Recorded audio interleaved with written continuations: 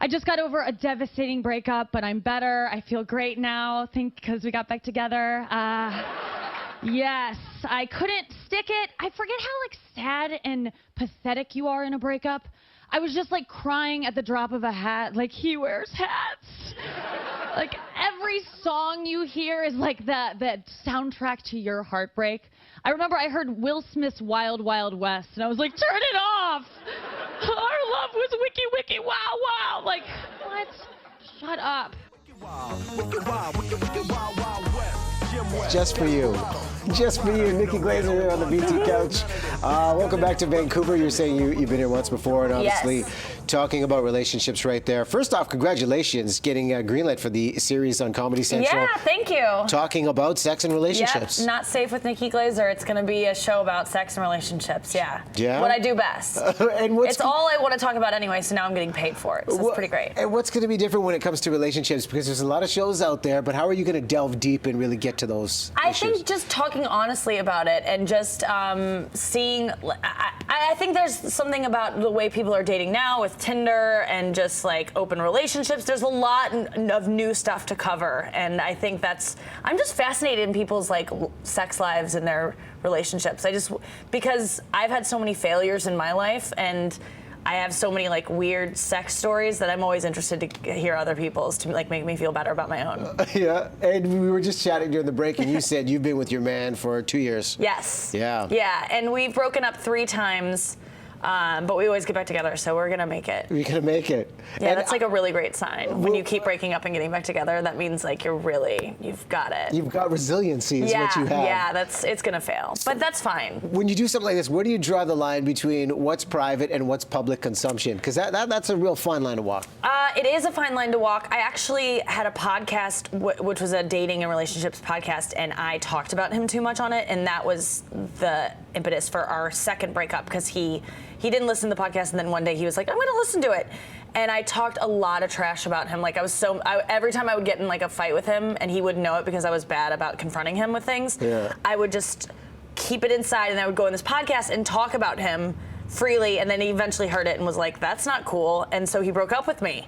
And so there is no line for me. I don't have any boundaries. I just say whatever, and that's why this show is going to be perfect for me, because I don't have any shame or respect for my loved one's privacy. And now he's co-producing with you. Yes, he is. He's in for a rude awakening at some point during the show. I'm sure something's going to come out that I haven't told him before, and he's going to be like, you've done that before, whatever. I don't know. It's going to... He needs to know, though. He needs to know. Yeah. It's going to help you in the long run. It really will. I shouldn't have lied up until this point to him. Well, there's been a lot of real talk when it comes to relationships, especially with your buddy Amy Schumer, and we've seen you on that show among other shows out there. Talk about the bond you have with Amy, because she seems like the it thing in comedy. We were just talking about Melissa McCarthy with Spy. There's a real strong movement with female comedians just killing it in the business. Yeah, Amy Schumer is my hero. She is the funniest person I know, and she's my best friend, and the thing about being a female in comedy is you feel very competitive at times, because there only seems to be so many spots for female comics. If you see if you're on a show in New York City or anywhere, there's 5 comics on the show, and only one of them can be a woman. I mean, if you book 2, it's 2 women. They're going to talk about the same things. But so there's a lot of competition. But Amy is one of those people that just she's so confident. She doesn't care. She wants to bring in everyone to make her show better. So she is just been so helpful to me and so many other female comics, and just giving us a chance on Comedy Central and different places.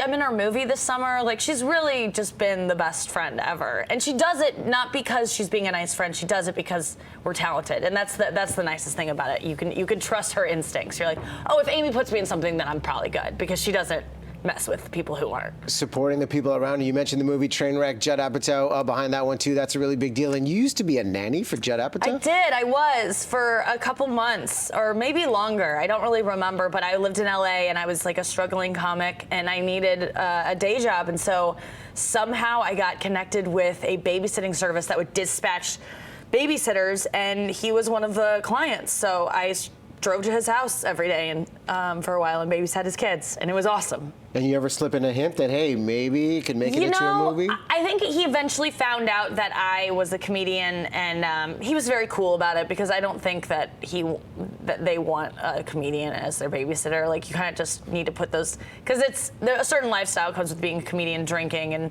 smoking pot, like all those things. I don't do them anymore, but I did then, and I think that he probably was like, let's just suspend disbelief for a while and pretend she doesn't do that. But it was awesome. Like, Adam Sandler called his house once when I was babysitting, and it was just like, you know, when you babysit and the parents get a call from their friend, it's usually just some boring, weird man. But this guy was just like, hello. And I was like, hi, oh, they're not home. And he's like, okay, how are you this evening? He was like the nicest guy, and he was like, can you tell them Adam Sandler called? And I thought it was like a prank call, because like, who says Adam Sandler? But you realize when you babysit for people, their friends call, they get used their full name because they need, like, so I was like, oh my God, Adam Sandler it was the coolest moment. I like hung up the phone like shaking. I was like, oh my God. So he was the coolest call I've ever gotten babysitting. All kinds of stories along the way. There you see the details. Yuk Yuk's Vancouver. Nikki Glaser headlining tonight. Tomorrow, congratulations on the show and the movie. Thank you. You and Amy Trainwreck this summer. Awesome.